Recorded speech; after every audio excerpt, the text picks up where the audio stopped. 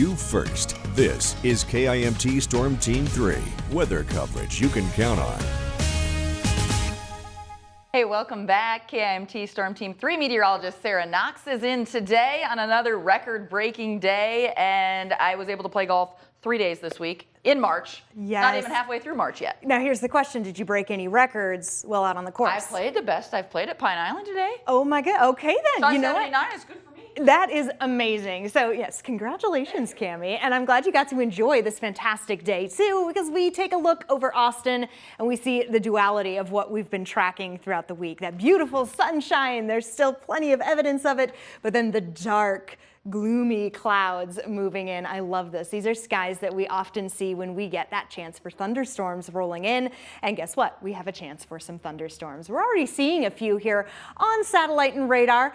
Most notably, just outside the area, right around Algona. Algona's been dealing with some of this activity for quite a few hours now. I think it was about an hour or two that we've been watching that little cell. But I'm moving first further to the north, places like Spring Valley, probably getting a few sprinkles. What we're seeing here isn't a ton of rain actually coming down, but it is a note that there is moisture back in play. Now we'll swing over to Algona, and Algona just getting assaulted here by all of those lightning bolts.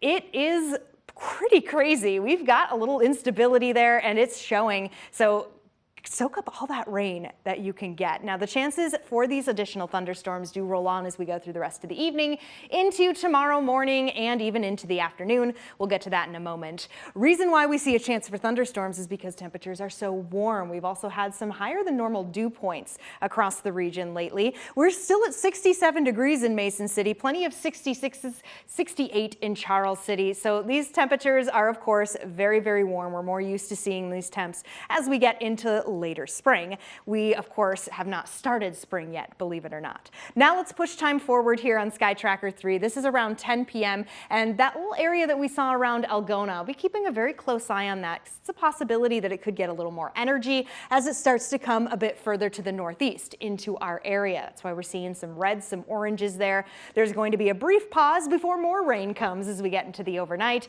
This is around 3 a.m. Some pockets of some heavy rain, some rumbles of thunder possible, even around 7 a.m. on Thursday.